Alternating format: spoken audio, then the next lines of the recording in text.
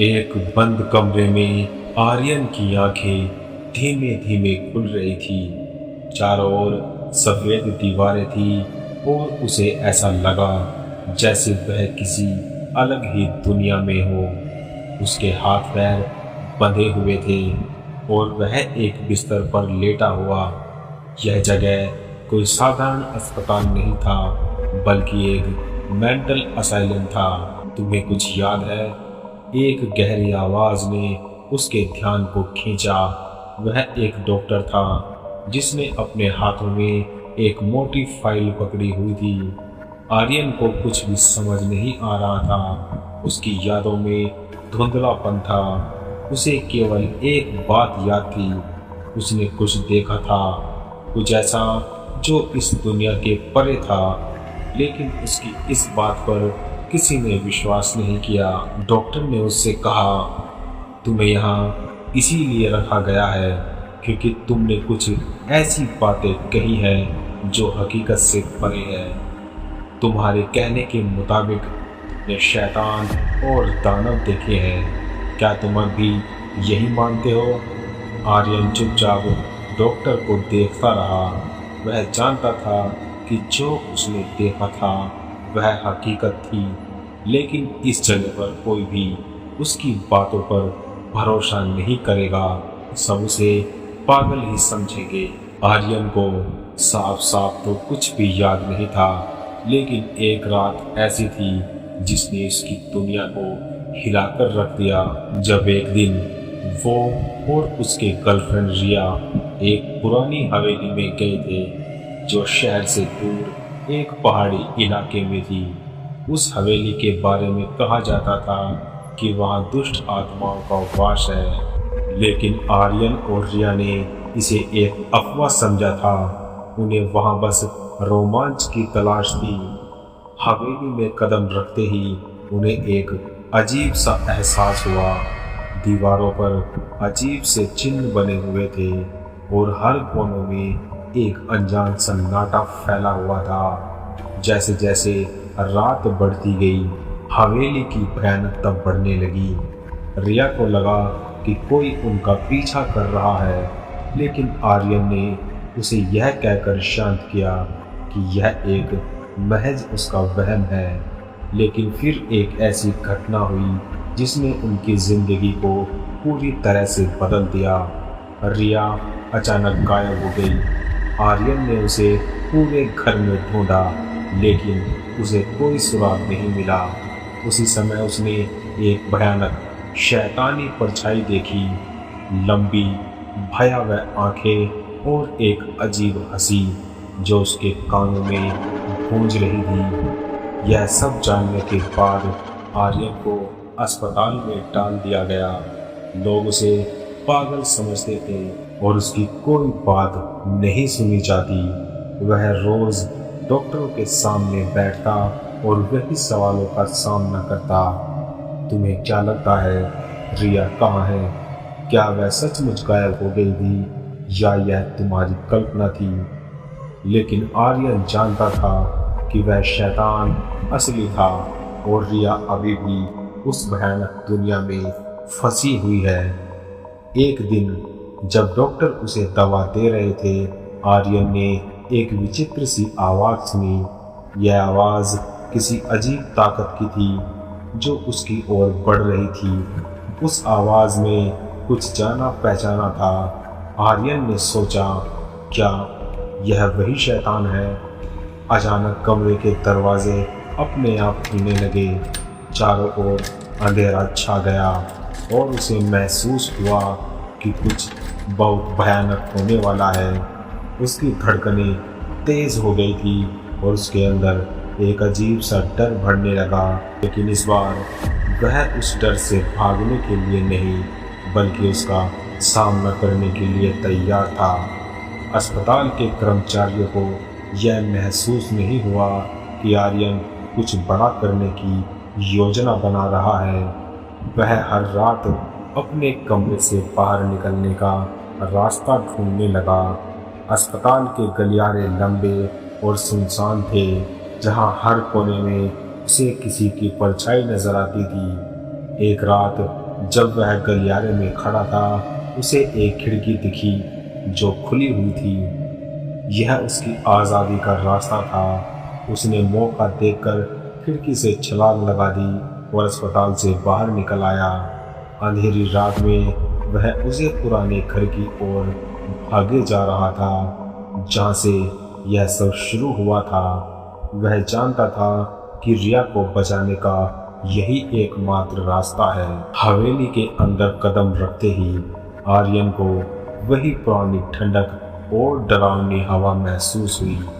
हवेली बिल्कुल वैसी ही थी जैसी वह पहले थी, खामोश, लेकिन भीतर कुछ भयानक ताकतें छिपी हुई थी।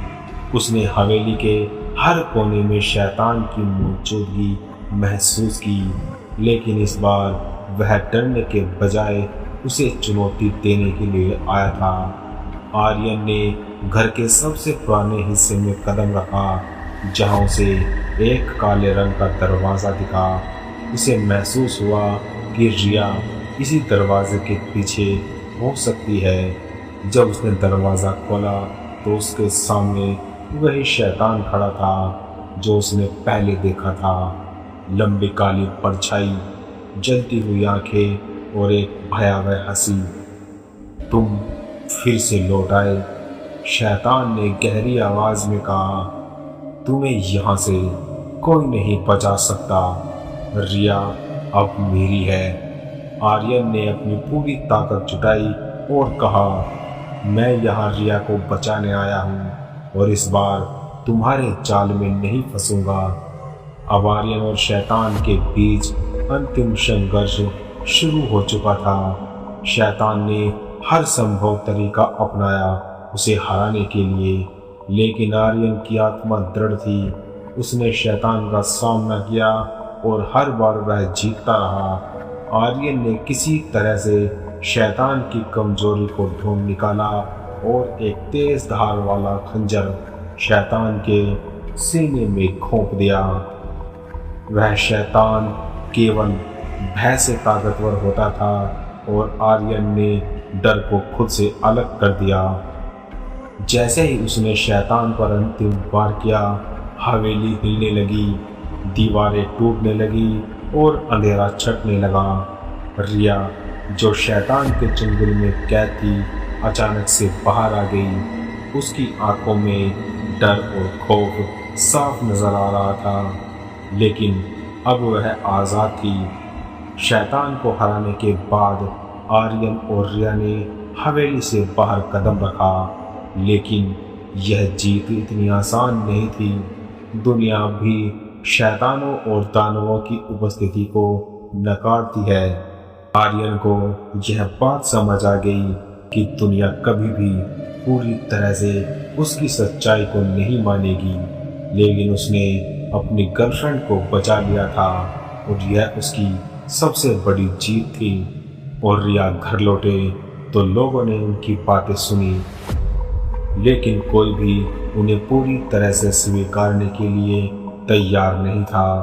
आर्यन को इस बात का एहसास हुआ कि इस दुनिया में सच्चाई को मानने वाले बहुत कम लोग होते हैं और उसे उसके साथ ही जीना होगा। लेकिन एक बात तो साफ थी कि शैतान असली था और वह कभी भी लौट सकता था। आर्यन और रिया शैतान से बचकर वापस तो आ गए थे, लेकिन उनके मन में अब भी अनगिनत सवाल थे।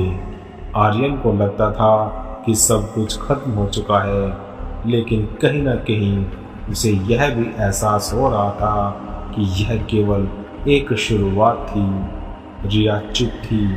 वह अभी उस रात की भयानक घटनाओं से उभरने की कोशिश कर रही थी। आर्यन ने रिया से पूछा, क्या तुम ठीक हो?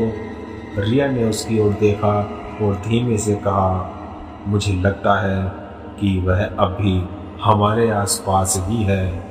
उसकी बात सुनकर आर्यन का दिल तेजी से धड़कने लगा। उसे भी यही डर सता रहा था कि शैतान पूरी तरह से नष्ट नहीं हुआ था। वह जानता था कि अगर वह अब चुप बैठा तो वह शैतान फिर से वापस आ सकता है और इस बार उसे रोकना और भी ज़्यादा मुश्किल हो सकता है। आर्यन और रिया ने उस रात के बाद से शांति से जीने की कोशिश की, लेकिन वे इस बात को नज़रअंदाज नहीं कर सकते थे कि कुछ न कुछ ऐसा मान्य उनके आसपास घट रहा था। घर में अजीब आवाज़ें सुनाई देती थी, दरवाजे अपने आप खुलने और बंद होने लगते थे और रिया को सपने में वही शैतान बार बार दिखने लगा। यह सब देखकर आर्यन ने फैसला किया कि उन्हें और गहरी खोज करनी होगी। उन्होंने पुरानी किताबें और कागजात खंगालने शुरू कर दिए, जिससे उस शैतान की असली पहचान का पता लगाया जा सके। एक दिन आर्यन को एक प्राचीन पुस्तकालय में एक बहुत ही पुरानी किताब मिली। वह किताब शैतानों और दानवों के बारे में थी और उसमें कई प्राचीन प्रतीक उल्लेख था। उसमें एक खास अध्याय था जो नागा नामक एक शैतान के बारे में था। नागा वही शैतान था जिसे आर्यन और रिया ने हवेली में देखा था। किताब में लिखा था कि नागा को केवल बंद करने की कोशिश की जा सकती है, लेकिन वह पूरी तरह से नष्ट नहीं हो सकता। उसकी आत्मा हमेशा नए शिकार की तलाश में रहती है। किताब से मिली जानकारी ने आर्यन और रिया को और भी चिंतित कर दिया।